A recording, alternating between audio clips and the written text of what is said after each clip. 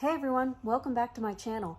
Today I'm going to talk about 5 emissions management papers that I suggest everyone should read.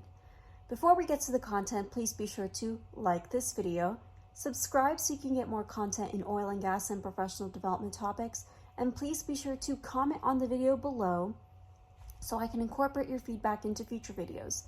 Be sure to hit that notification bell when you do subscribe because I upload every Friday and every Sunday. Every Friday is a professional development topic, and every Sunday is a technical review, such as this video. Well, let's get to the content. First paper I suggest everyone to read is called The Engineering Approach to Carbon Emissions Management.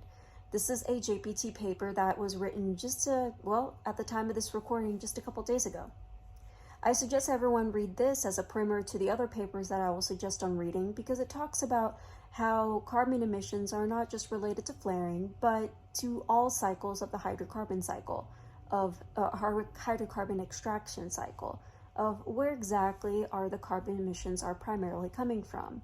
The paper talks about how the majority of this is coming from refinery to wheels, or whenever we're using our vehicles. And they're talking about what other things to take into consideration whenever we're having emissions management. So there's the fugitive emissions. That's a part of the equation that the article also talks about. I strongly suggest you read this article as an introduction to emissions management if the ESG portion of the industry is something of interest for you.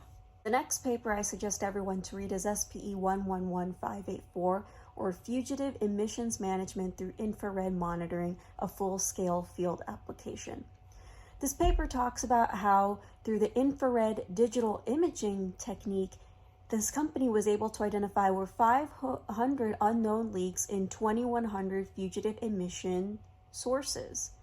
It gives an extensive review of a survey that was conducted on a particular radius of tracking every single gas or particular gases and how they were able to come up with that number. I strongly suggest you read this paper to go more into detail of this field scale application of emissions management and what an example looks like in terms of identifying fugitive emissions and these particular leaks. The next paper I suggest everyone to read is SPE 196142, or Utilizing DeSanders to Reduce Fugitive Emissions. This is a pretty good study in terms of what kind of DeSanders to use as opposed to vertical and spherical separators to reduce the number of fugitive emissions. The paper goes more into detail about the angle at which the DeSander should be set in order to reduce the blowdown or to reduce the fugitive emissions that come from blowing down in the DeSander. I strongly suggest you read this paper for more detail and how there's a practical application on reducing fugitive emissions with some equipment changes. The next paper I suggest everyone to read is SPE 204017, or the usage of releasable mooring systems in order to reduce carbon footprint. The paper talks extensively about how some well planning can reduce carbon footprint by a technology that has been used for the past 35 years. I strongly suggest you read this paper to get a different perspective on releasable mooring systems and how it can help with ESG compliance for many companies when reducing carbon footprint and thinking of a net zero carbon future. The next paper I suggest everyone to read is SPE 201312. This paper talks about how Pioneer was able to reduce their methane emissions by long-term aerial surveys and how they were able to detect over 10,000 operational sites and where they had the highest emissions. The paper goes more into detail of the acreage coverage as well as the number of man hours that were saved, but to talk about some of the implications, Pioneer was able to reduce their methane emissions in the past couple of years by over 41%.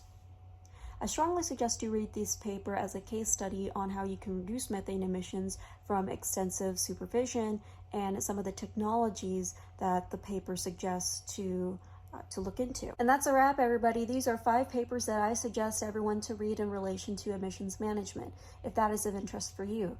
As usual, please be sure to like this video, subscribe so you can get more content in oil and gas and professional development topics, and please be sure to comment on the video below so I can incorporate your feedback into future videos. Please be sure to hit that notification bell when you do subscribe because I upload every Friday and every Sunday. Every Friday is a professional development topic, and every Sunday is a technical review, such as this video. Thanks so much for your time, and I hope to see you in the next video.